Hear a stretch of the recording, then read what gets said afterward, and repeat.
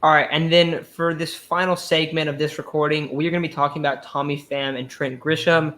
Now, they were slumping pretty bad a while back, and then this last A series, they really came around.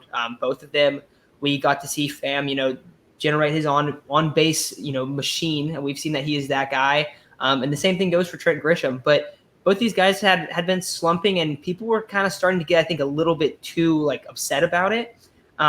And now both of them are hitting 253. Pham has a 770 OPS, and Grisham has a 773 OPS. So nothing insane. I think both these guys are very capable of being over 800 OPS guys.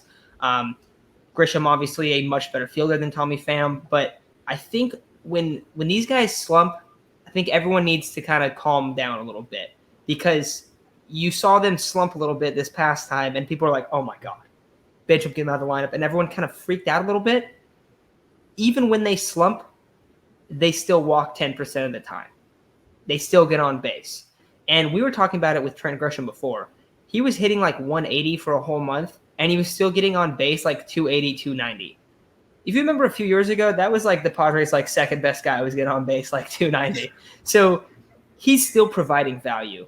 Now, Pham hasn't been the best fielder, but he's been okay in left lately, a lot better than he was early on in the year. But really just wanted to discuss these guys, because I think that you see everyone get a little bit too excited and a little bit too upset when they aren't hitting that well, but they're always going to come around. They're always going to have big games, and they are very important pieces to this Padres lineup. So wanted to give some appreciation to both of these guys today. Isaac, where are you at with Tommy Pham and Trent Grisham? Obviously, we've been saying Trent Grisham is one of the stars in this league. However, it's very obvious that he is a very streaky star, and we all know that. But even when he's not providing value with the bat, his value on the field is, almost untouchable. He was a Gold Glover last year. He provides some very good defense in the outfield. I don't know if I've seen someone cover that much range on the Padres ever. Maybe Margot. The only time I saw that much range covered in San Diego was when Adam Jones robbed Manny Machado in that USA and Dominican or Cuban game, something like that. That was absolutely crazy. But Trent Grisham just covers a lot of ground in the outfield out there, and he's a Gold Glove center fielder, like I mentioned earlier. But when he gets on that kind of stretch where he's a very streaky hitter, like I mentioned. But when he gets in that stretch where he's hot, I mentioned it in a past video. He's the difference between the Padres putting up 2 runs and the Padres putting up 5, 6, 7 runs. That's how big of an impact he has when he's on. He's a fantastic hitter when he's on, and he has a very good approach at the plate. He does strike out kind of a bit, but he has a very good eye out there, similar to this other guy we're talking about, Tommy Pham, who in the last 30 games is hitting 250 now, but he's getting on base 33% of the time, a 331 on base percentage in the past 30 games. So he's still setting up RBI opportunities for the guys behind him in the lineup, whether he's leading off or batting 5th, 6th, and obviously Trent Grisham's batting 8th. However, if he's getting on a lot, we're going to turn around the lineup to the top of the lineup where we're going to have guys like Pham, Frazier, Tatis. He's going to give those guys scoring opportunities too. So overall, these guys are still providing a lot of value to this Padres team, whether it be on the field or, just simply getting on base the way we expect him to. I don't expect Tommy Pham to be like a 280 hitter, but I expect him to get on base a lot, which is what we mentioned earlier in the season. We don't need him to hit for average, but what we need him to do is get on, because that's the guy Tommy Pham is. Trent Grisham, same thing.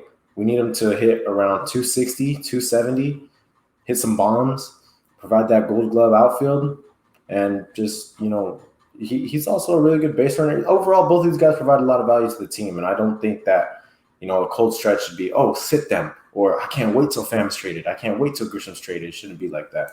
But that's just my thoughts on it.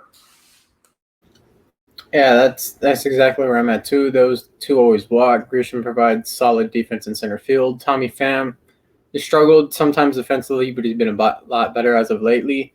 And kind of when Tommy Pham has struggled, and both of them kind of really struggled, is when Tingler's been moving them around in the lineup a lot, trying to figure out where they fit. Tommy Pham, when he's in the number 1 spot, is an absolute monster. I think his first game back, when Tingler put him back in the 1 spot, he hit a leadoff home run. The next game, or I think in the same game, another RBI single, and then the next game he was fantastic too. I think you have to leave those two at the top of the lineup, 1, 2. Yes, they can bring in guys but they hit so much better when they're at the top of the lineup. Those are you guys that you want to. Those are the guys that you want to set the table for the other guys. You want them being the guys hitting people in. You want them to set the table for your Manny Machados, your Tatises, your Cronenworth. You want them at the top of the lineup. So I feel like they kind of were struggling for a little bit because Tingler was just moving them all around, trying to figure out, hey, you know what? These guys are finally on a hot streak. Let me see if I can change that and see if they hit some runs in at, towards the middle of the lineup. Those aren't those type of guys. Those guys need to see the pitcher first or, second in the lineup. They can't be sitting mid lineup. And I feel like that's part of the reasons they struggled because the moment Pham got back to the top of the lineup, he's been killing it. So I feel like that's the case with Grisham too. I feel like if he's consistently in the first or second spot, the same thing with Pham, they're going to be a lot more consistent when they're not jumping around the lineup. Yeah, we've been pretty big advocates of, keeping the lineup, not necessarily like the same lineup every day, but relatively consistent. And especially even if, because we've seen Myers has been in and out of the lineup, but if he's in, he should consistently hit 5, 6, or 7. And we've seen that with him. And in return, you've seen his numbers actually go up quite a bit in this last couple months. Tommy Pham, you brought up you want to see him hit first. When he's hitting first, he is getting on base at a 379 clip. So you could say, that's actually phenomenal. So if you have a leadoff hitter getting on almost 40% of the time, absolutely love that. Real quick, Chase, I want to ask you this. When you bring up Grisham in that 2 spot, do you mean with Tatis out, or do you mean with Tatis back and Tatis hitting 3, or what's your thoughts there? I'd rather have Tatis hitting 3 or 4. You could move Machado up to 3 and Tatis up to 4, because when Tatis was batting cleanup, my God, was he a monster. He was bringing people in. He was hitting a lot of home runs. I feel like you either have to hit him first or you have to hit him fourth. And since Pham hits better in the first spot and gets on base more, I feel like Tatis gets put down to the cleanup spot, which sounds like a bad thing, but it isn't, just because that's how lethal your lineup is. You have a guy that has who's arguably an MVP when he's completely healthy, and a guy that gets on base 40% of the time. You should put those two kind of a little bit away from each other, because then I feel like that's the most optimal to score runs. Yeah, I get where you're coming from there. I would rather see it go Tatis 2, Cronenworth or Frazier 3, and then Manny 4. I just prefer that a little bit more, but definitely see where you're coming from on that. And I think that either way, I still 100% agree that because Grisham has kind of been the guy that's been bounced all over the lineup. And I think that it hurts his consistency. We saw in 2020 when Grisham was an absolute monster in 2020, one of the top WAR players in the whole league.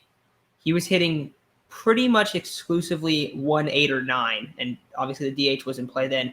But you put him in those consistent spots, I think you're going to see his numbers go up quite a bit. And also, we've talked about it before. Grisham is a very streaky player, so expect him to go up and down. But realize, even if he's not hitting that well and you're hitting him 7 or 8, he's providing excellent defense in center field. And to go with that, on any given day, he can will your team to victory. That's his ability, is that he can go off and he can go 4 or 5, with 6 RBIs. He's that kind of player where he can just have those breakout games. And if he's hitting at the bottom of the lineup, I actually am a big fan of that, just because it makes the lineup that much more complete. But I do agree that giving these guys a little bit more consistency, because I think Tommy Pham should lead off every single game. I think that should not even be a question moving forward. He gets on base at such a good rate. And you look at, after all the trade deadline, the rough trade deadline, we saw the Padres come out after they lost Scherzer, and the first thing we saw was Pham hit a double, Tatis hit a double. And I was like, oh, yeah, look, they still have this nasty 1-2 to start the game. So big fan of that. Isaac, Chase, anything else you guys want to add, though, before we take off out of here? Yeah, you guys were talking about how you guys would set up the lineup. I would set up the lineup similar to Matt. The good thing with Tatis, like Chase brought up, Chase wants him to bat clean up. The good thing with Tatis is he can bat anywhere in top 4. He's going to be productive no matter what. Personally, I would have him Pham, Tatis, Cronenworth, Machado, and then I'd have Frazier and Grisham towards the bottom of the lineup, 7 and 8. But just depends on if it's righty or lefty. I think Pham, no matter what, should be leading off. If it's an off day for Pham, you can put Grisham up there, you can put Frazier up there. But overall, for how often Trent or Tommy Pham's getting on in that leadoff spot, it's very hard to be an advocate of moving him out of there. You want to keep him there, set up RBI opportunities for Tatis, Machado, Cronenworth. And then the reason I say you want to have Grisham and Frazier down towards the bottom, well, I like Frazier down towards the bottom because, well, he doesn't hit for a lot of power. I think he only has like 4 home runs, but he gets on a lot. And, you know, obviously the pitchers down there, unfortunately, they need to bring in the DH next year.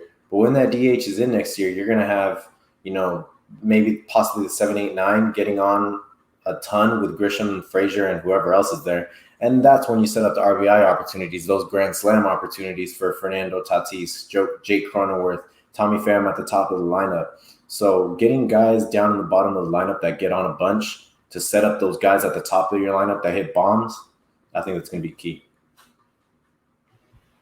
Yeah, I definitely agree with that. So I think it's going to do it for today's episode, but we'll be back tomorrow, Daily's Padres Content.